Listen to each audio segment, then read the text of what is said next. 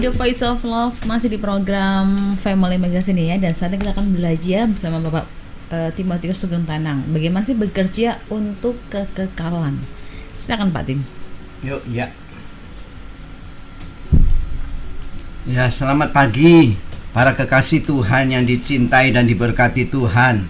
Tadi kita sudah mengawali dengan pengarahan-pengarahan yang jelas ya, lebih-lebih hari ini ada hari khusus untuk kenaikan Tuhan Yesus. Makanya salah satu yang saya akan bahas untuk supaya kita bisa bekerja dalam kekekalan, kita perlu mengetahui dengan jelas tentang kenaikan Tuhan Yesus itu untuk apa. Karena sudah terlalu lama gereja Tuhan senantiasa merayakan, memperingatinya, tapi tidak atau sedikit sekali mengaplikasikan dalam kehidupan kita sehari-hari. Karena yang saya tahu aja, melalui pandemi yang hampir 1 tahun lebih berjalan, ini bukan hal yang biasa, saudara. Karena apa? Karena virus yang ada tidak cukup hanya beberapa bulan, bukan hanya beberapa negara, tetapi ratusan negara, dan sampai saat ini juga belum tahu akhirnya. Nah, seharusnya kita berdoa bukan untuk supaya pandemi itu berlalu. Melalui pandemi ini Tuhan ajar apa? Tuhan sedang mendidik apa buat gerejanya? Contoh yang sudah kita lalui pasca 2 kali ya melalui pandemi ini, sehingga tidak bebas seperti dulu-dulunya. Natal 1 kali, kenaikan 1 kali, cuma besok itu kenaikan lagi, jadi tandanya bakal 2 kali ya. Seharusnya kita robah melalui pandemi ini. Lebih-lebih istilah saya, kalau orang sekolah liburan panjang, kalau dia masuk tahun pelajaran baru, itu umumnya orang itu naik kelas pelajaran baru. Tapi herannya, maaf ya, saya harus minta maaf terlebih dahulu. Kalau saudara mendengar yang tidak cocok dengan telinga saudara, jangan marah dulu dan jangan tinggalkan dulu. Selesaikan pembicaraan supaya saudara nangkep apa yang menjadi kemauan Tuhan ya. Karena kalau mau sakit hati, Tuhan itu lebih sakit hati saudara dibelakangi ya, dirampok kerajaan surga oleh karena kepentingan-kepentingan, agenda-agenda manusiawinya. Sehingga akibatnya rencana Bapa di surga seperti tadi sudah dikatakan amanat agung sampai sekarang ini. Coba kalau kita mau jujur, hampir 2000 tahun tapi belum melanda seluruh negara.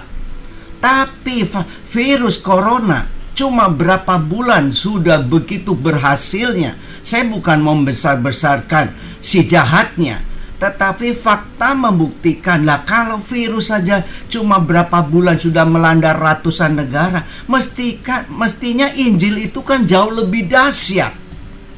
Ya, seharusnya kan lebih cepat, tapi kenapa sampai saat ini belum terjadi? Kenyataannya seperti rencana Bapa di surga. Penyebabnya cuma satu, karena agennya itu kerjanya nggak becus. Maaf, saya harus berkata demikian. Kan gereja Tuhan itu kan perwakilan, ambasador, duta besar kerajaan surga di bumi. Untuk bisa melihat surga, melihatnya gereja. Tapi sekarang, maaf lagi saya katakan, kan nggak bisa untuk dinyatakan. Makanya munculnya perdebatan, munculnya perpecahan. Kan itu suatu bukti iblis berhasil. Ya, sekali lagi bukan mau membesarkan setan, tapi saya mau menyadarkan. Saya pun juga disadarkan Tuhan melalui pandemi ini. Seolah-olah pikir saya ini sudah melakukan apa yang menjadi kemauan Tuhan. Ya, lebih-lebih Tuhan boleh panggil saya sejak tahun 1978, sudah 40 tahun lebih. Pikir saya sudah mengerjakan banyak hal. Tahu-taunya waktu Tuhan paparkan keadaan ini. Loh, saya belum kerjakan. Cukup mengerikan. Saya ingin kembali kepada pembacaan ayat firman Tuhan tadi, yang tadi kita sudah sama-sama baca, Yohanes pasal yang ke-6. Tadi dibacakannya ayat 27. Ya, saya ingin bacakan ayat 28, 29. Ada suatu perbedaan yang ditanyakan oleh orang-orang banyak waktu itu, sama jawaban yang Yesus berikan itu beda. Biarpun dua-duanya urusan bekerja. Ya, saya akan bacakan ya di sini. Dan Yohanes pasal 6, tadi kita sudah sama-sama baca ayat 26-nya. Ya betul ya. 27. Sekarang saya 28 29. Karena tadi tentang bekerjalah bukan untuk yang sementara tetapi yang kekal. Dan akhirnya waktu itu mereka yang mendengar tanya ya, ayat 28. Lalu kata mereka kepadanya, apakah yang harus kami perbuat? Dengan kata lain, apa yang harus kami kerjakan? Ya, umumnya manusia itu biasanya kalau berkata bekerja itu kan berbicara aktivitas, suatu kegiatan. Supaya kami mengerjakan pekerjaan yang dikehendaki Allah. Ayat 29. Jawab Yesus kepada mereka, inilah pekerjaan yang dikehendaki Allah, yaitu hendaklah kamu percaya. Kalau tadi apa yang kami perbuat, Tuhan jawabnya harus percaya kepada Dia yang telah diutus Allah. Ya, coba perhatikan. Sisi manusia kita mau jujur, saudara, gereja Tuhan sudah cukup lama. Ini saya pakai perbandingan bahasa untuk saudara bisa memperbedakan. Selama ini kalau kita mau jujur kan kita sering lebih banyak saya melakukan sesuatu untuk Tuhan. Ya, saya melakukan sesuatu untuk Tuhan. Makanya sesuai dengan firman Tuhan ini, apa yang harus kami perbuat? Tetapi yang Tuhan mau bukan saya melakukan sesuatu untuk Tuhan. Tuhan sudah melakukan buat saya dan melalui saya. Makanya di atas kayu salib Tuhan Yesus kan berkata, sudah selesai. Sisi Tuhan sudah selesaikan apapun yang diperlukan dalam setiap kehidupan kita. Tuhan sudah selesaikan. Kalau pakai bahasa yang lebih gampang, ya, Yesus waktu itu memproklamirkan di atas kayu salib, ya. Dalam Yohanes 17 ayat 4 dia kata, "Pak, tugasku sudah selesai." Ya. Tapi dia di hadapan iblis, dalam Ibrani katakan, iblis melalui kematianku engkau sudah aku kalahkan. Kepada orang percaya dia sudah berkata juga dalam 2 Petrus 1 ayat 3 dan 4, ya. Apa yang dikerjakan? Segala sesuatu yang diperlukan, dengan kata lain fasilitas atau atribut yang diperlukan, Tuhan itu sudah sediakan semuanya kepada orang percaya. Nanti saudara bisa baca dari ayat 3 sampai ayat 11 dalam 2 Petrus 1. Ya, kalau engkau benar-benar melakukan semuanya, maka engkau tidak akan terjatuh atau tersandung. Ya, ini yang Tuhan inginkan dalam kehidupan kita. Tapi sayangnya sisi kita ada kata-kata, oleh pengenalan kita akan Dia, inilah yang sering kita tidak lakukan. Persis kalau saudara perhatikan dari ayat yang ada, ya, tadi kita sudah baca kelompok yang disebut mereka itu, kita lihat aja ayat 25-26-nya. Kelompok yang model bagaimana? Kan hampir mirip. Ya, dikatakan di sini, ketika orang banyak, ya, tidak dikata sedikit, saudara, menemukan Yesus di seberang laut itu, mereka berkata kepadanya, Rabi, bila mana engkau tiba di sini? Yesus menjawab mereka, aku berkata kepadamu, sesungguhnya kamu mencari aku bukan karena kamu telah melihat tanda-tanda, melainkan karena kamu telah makan roti itu dan kamu kenyang. Jadi cari Tuhan Yesus, cari yang gratisan. Memang keselamatan itu gratis, tapi selanjutnya perlu bayar harga. Bukan berarti dengan kekuatan kita bayar harganya, karena Tuhan sudah ngasih modal baru. Buktinya Yohanes pasal 19 ayat 34. Ya, dikatakan ada seorang prajurit menombak lambungnya.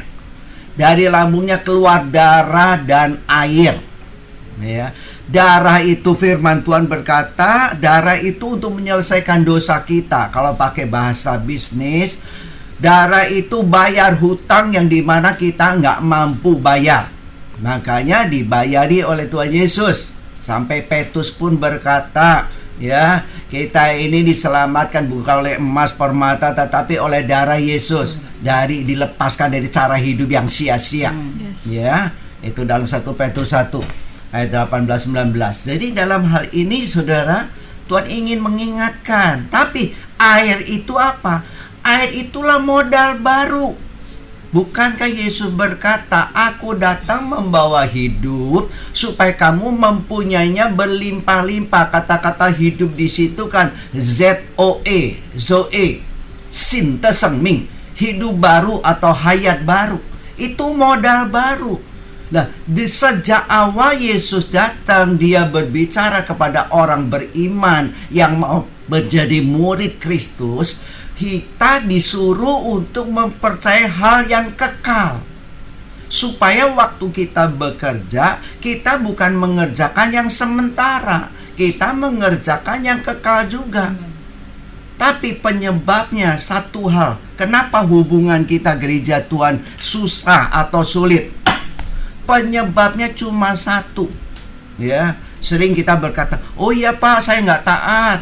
Oh, saya karena malas nggak melayani Tuhan. Oh, saya karena hal ini. Coba saudara, saya ingin katakan, saudara boleh taat. Taat siapa kalau saudara nggak kenal sama yang ditaatinya. Begitu juga saudara melayani. Melayani siapa kalau engkau nggak kenal siapa yang saudara layani? Terlebih celaka lagi, engkau mengaku orang percaya. Selama ini apakah engkau sudah kenal? Coba renungkan saudara. Bukankah firman Tuhan dengan jelas, Hosea 4 ayat 6, umatku binasa karena tidak mengenal Allahnya. Itu bukan orang kafir loh saudara, umatku binasa. Dulu sering saya suka nakut-nakuti jemaat, ya nih umatku binasa karena tidak mengenal Allah. Tapi setelah saya baca atas bawahnya, baru saya sadar kegagalan hamba-hamba Tuhan yang tidak pernah mengajarkan pengenalan yang benar kepada jemaat. Dan saya perlu bertobat juga.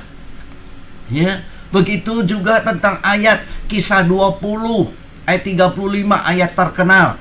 Ya, terlebih berkat memberi daripada menerima.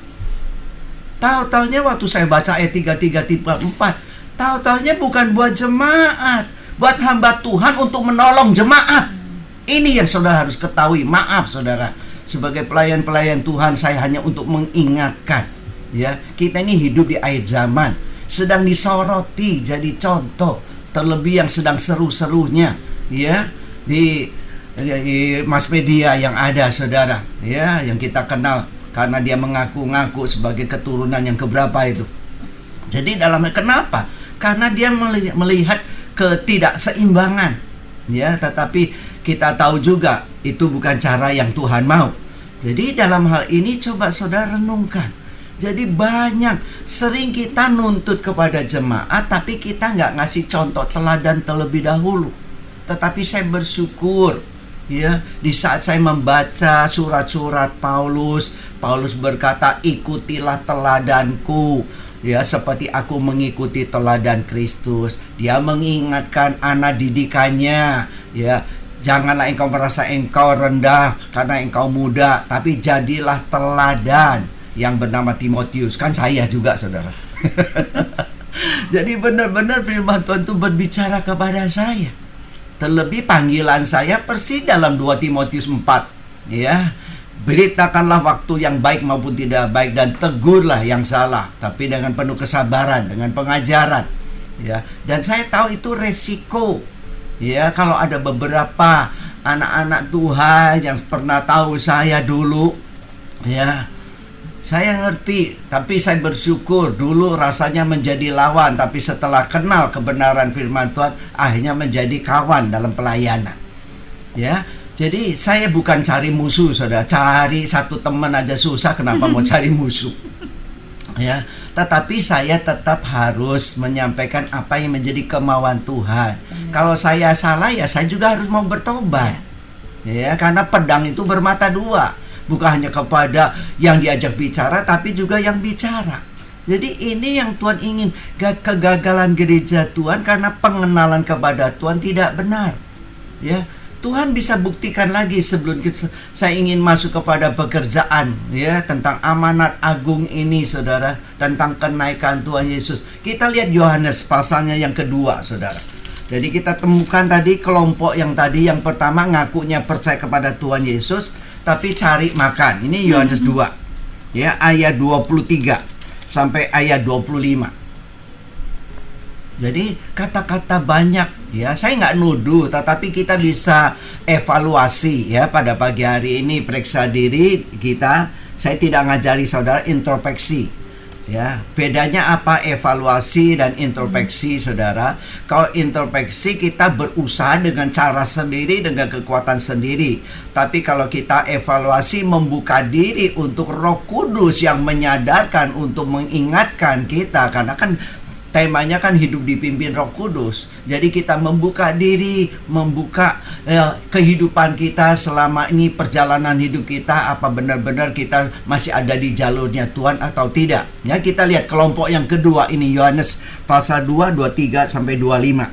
Dan sementara ia di Yerusalem selama hari raya Paskah, banyak orang percaya dalam namanya. Banyak orang percaya, banyak, saudara. Karena mereka telah melihat tanda-tanda yang diadakannya. Cukup tragis, coba perhatikan. Tetapi Yesus sendiri tidak mempercayakan dirinya kepada mereka, karena ia mengenal mereka semua. Dan karena tidak perlu seorang pun memberi kesaksian kepadanya tentang manusia, sebab ia tahu apa yang ada di dalam hati manusia. Kelompok yang pertama minta berkat yang gratisan, ya, cari yang enak-enak buat dagingnya. Ya, saudara, kalau zaman dulu orang mati kelaparan, sekarang banyak mati karena banyak makan.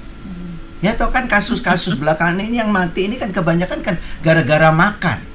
Makanya menurut dokter juga 60-70% orang sakit itu penyebabnya kan nggak bisa jaga makan, nggak bisa jaga istirahat.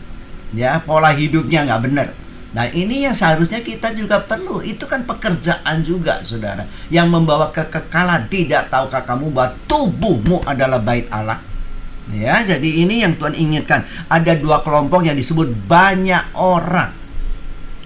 Ya, nah, saya ingin bicara pagi hari ini yang bukan banyak orang, karena jelas Tuhan dua-duanya nggak perlu, ya. Yang satu percaya mukjizat, yang satu percaya berkat. Bukan berarti Tuhan melarang kita nggak boleh percaya mukjizat dan tidak boleh percaya berkat. Bukan. Jangan terbalik. Ya. Banyak orang nggak kenal tapi mau nikmati berkatnya. Tapi kalau orang kenal sumber berkatnya, maka dia pasti akan nikmati berkatnya. Ya, ini yang jangan diputar balik. Hari-hari ini Tuhan sedang mau membenahi kita sekalian. Makanya melalui pandemi ini akan kelihatan selama ini kita ikut Tuhan Yesus atau ikut agama Kristen atau agama Katolik. Ya. Atau dengan kita cuma hanya sampai batas melakukan ritual-ritual keagamaan. Ya, maaf, saya bukan mau menyalahkan, tapi untuk menyadarkan supaya kita ini tidak terjebak, saudara. Kenapa? Karena kita tahu toh dalam keagamaan tidak bisa menyelamatkan kita. Karena keselamatan Yohanes 14 ayat 6, aku adalah jalan, kebenaran, dan hidup. Tidak ada seorang pun yang sampai kepada Bapa kecuali melalui aku. Jadi keselamatan hanya ada di dalam Tuhan Yesus. Kisah 4 ayat 12. Ya, dan Tuhan panggil kita untuk diselamatkan, bukan untuk dikristenkan. Bukan untuk pindah agama. Tidak ada ayatnya firman Tuhan untuk kita ajarkan pindah agama. Makanya saya tidak pernah untuk mengingatkan setiap orang. Yang penting berbagi hidup. Yesus datang berbagi hidup. Terlebih ayat-ayat terakhir sebelum Yesus ya ditangkap, kan dicatat dalam Matius, saudara. Matius pasal 25. Garis besarnya yang satu berbicara tentang talenta, ya, potensi-potensi yang ada dalam diri kita manusia, ya, sampai di mana kita bisa mengembangkan. Setelah itu baru berbicara, di saat aku lapar, di saat aku haus, di saat aku di penjara, di saat aku sakit, di saat aku jadi orang asing, kenapa engkau tidak pernah melayani aku? Kapan? Di saat engkau melayani orang yang paling hina, Ya, Yohanes 25:40. Sesungguhnya engkau sedang melayani aku. Sesungguhnya melalui pandemi ini, saudara-saudara yang dikasihi Tuhan atau kekasih-kekasih Tuhan, pelayan-pelayan Tuhan, ingatlah dengan adanya new normal, dengan protokol kesehatan, bukan tambah cepat kita kembali seperti dulu. Kita kerjakan yang ke depan. Apa ini ke depan? Pasti di luar tembok gereja. Karena orang yang di penjara kan bukan di dalam gereja, kan yang di luar, yang lapar, yang haus, yang telanjang, orang asing kan di luar. Seharusnya mulai pandemi ini kita keluar, bukan sibuk untuk urusan ke dalam lagi. Maaf, bukan saya mau menyalahkan, karena saya juga ikut ditegur Tuhan. Ya, tanpa sadar, contoh yang paling sadar, di saat PSBB khusus di Indonesia terjadi, berapa banyak hamba Tuhan awal itu Jawa Barat banyaknya meninggal. Di saat new normal terjadi, hamba Tuhan yang di Jawa Timur meninggal. Kenapa?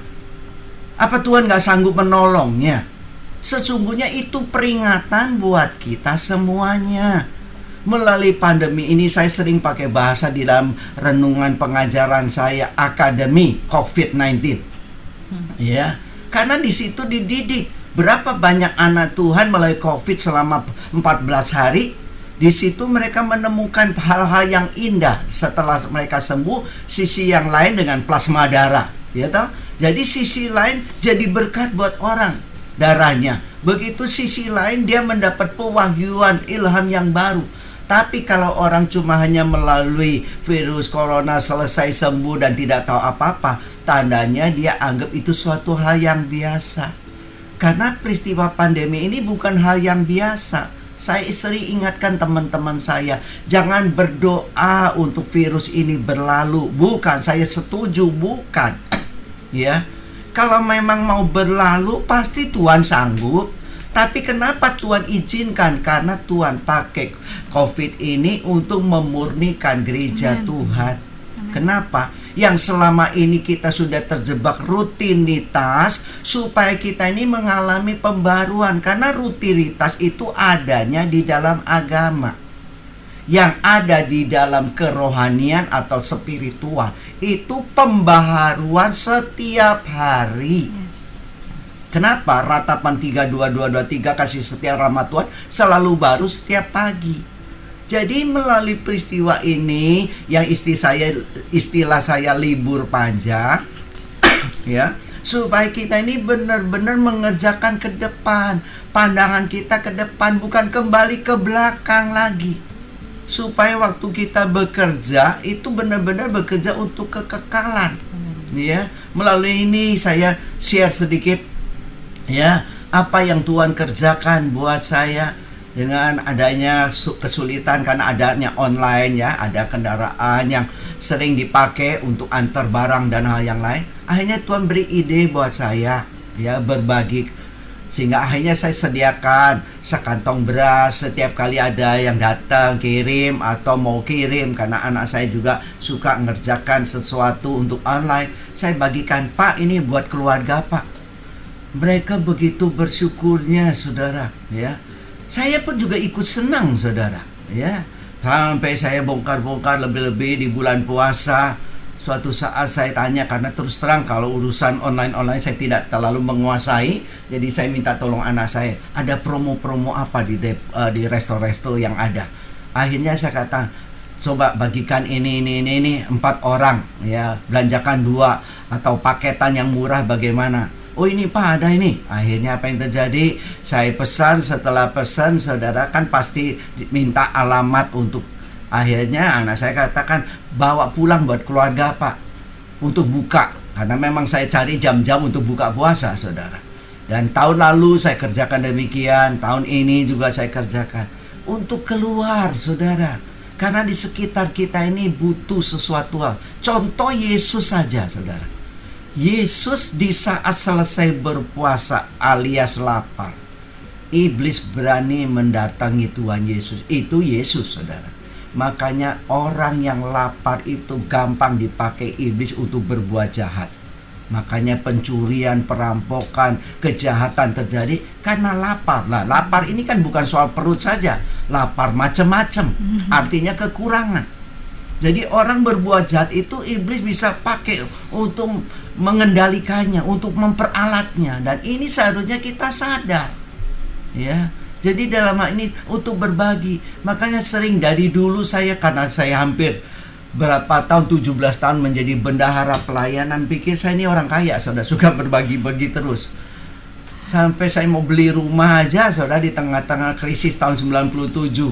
Di saat teman saya nanya, "Dok, punya berapa uangnya sih kok berani beli rumah di tengah-tengah krisis?" Saya tunjukin buku saldo saya, yang di mana yaitu seperti yang sekarang. Ya, kalau istilahnya saling maaf memaafkan, waktu saya buka buku melalui ATM waktu itu, saudara, maaf saldo Anda nggak cukup. Jadi maaf begitu, saudara. Tapi saya bersyukur sesuai dengan waktunya, pas perlu pas ada. Kan jadi nggak susah-susah. Sehingga di tengah krisis tahun 97 bisa beli rumah. Nggak kredit, saudara, kontan. Jadi dalam hal ini, kenapa? Saya bukan mau sombongkan, tapi saya mau menjagokan Tuhan. Kalau Roh Kudus nggak menyuruh saya, nggak mungkin, saudara. Ya, jadi perjalanan hidup saya tahu saya bisa ada di kota Surabaya, kalau bukan Tuhan nggak mungkin. Saya sebagai petobat baru belum mengerti ayat firman Tuhan, tetapi mimpi, pernyataan, nubuatan hamba Tuhan dan diteguhkan dengan yang lain, sehingga saya meninggalkan segala usaha toko saya yang di kota Bandung untuk saya serahkan di tengah keluarga. Dan saya datang ke Surabaya, tidak tahu apa yang harus saya kerjakan, seperti apa yang dialami Abram waktu itu. Tetapi saya bersyukur, di langkah demi langkah Tuhan melalui Roh Kudusnya memimpin, boleh mempertemukan hamba-hamba Tuhan yang boleh menjadi mentor saya, yang mengarahkan saya bagaimana hidup dalam pimpinan Tuhan. Sehingga akhirnya sampai detik ini saya berkata demikian, belum berarti saya sempurna, tetapi ya ini saya perlu belajar terus, ya, untuk berbagi juga, saling melengkapi, supaya ini yang Tuhan ingatkan buat kita semuanya. Ayo, kelompok-kelompok yang keliru sebentar, nanti kalau session selanjutnya saya mau bagikan, supaya kita menjadi kelompok-kelompok kawan sekerja yang Tuhan percayakan, supaya ada ladang yang harus kita garap di hadapan kita. Tuhan memberkati. Oke, baik, masih di program Family Magazine ya, bersama Ibu Christine dan Pak Timotius Sugeng Tanang, bekerja untuk kekekalan.